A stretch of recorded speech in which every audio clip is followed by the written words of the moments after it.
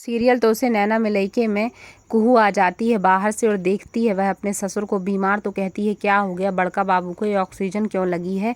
रोने लगती है बहुत ज़ोर ज़ोर से कि इनकी तबीयत ऐसे अचानक ख़राब क्यों हो गई, आप परेशान मत होइए, आप ठीक हो जाएंगे। वह बोलते हैं मुझे अपने घर की बड़ी बहू से अकेले में बात करनी है। ऑक्सीजन मास्क निकाल लेते हैं और सारे लोगों से कहते हैं कि तुम लोग बाहर चले जाओ, मुझे इससे अकेले में बात करनी है और कोई इस कमरे में नहीं रहेगा। फिर चले जाते हैं सारे लोग। राजीव वापस आने लगता है तो संजीव उसे रोक लेता है, कहता है नहीं, भाभी को अकेले में बात करने दो पापा से। और फिर यहाँ पर खुशबू पूछती है कि यहाँ एक आदमी था जो मेरे साथ आया था, कहाँ है। और जो देव नारायण है वह कहते हैं कि तुमने ही केवल मुझे समझा है और मुझे माफ़ किया है मेरी गलतियों के लिए, और मेरा यह परिवार टूट रहा है। चंदेल भवन में तूफान आने वाला है। मुझे ऐसा लग रहा है केवल तुम ही हो जो इस परिवार को जोड़ के रख सकती हो और बचा सकती हो, इसलिए मैंने तुमसे ऐसा कहा है। तुम मुझे समझती हो, इसलिए मेरी तुमसे विनती है कि तुम इस परिवार को टूटने से बचाओ। यह परिवार टूटना नहीं चाहिए। मुझे लग रहा है कि मेरी वजह से, मेरी गलतियों के कारण यह परिवार दिन ब दिन टूटता चला जा रहा है। यहाँ खुशबू कहती है डीएसपी से कि मैं देव नारायण की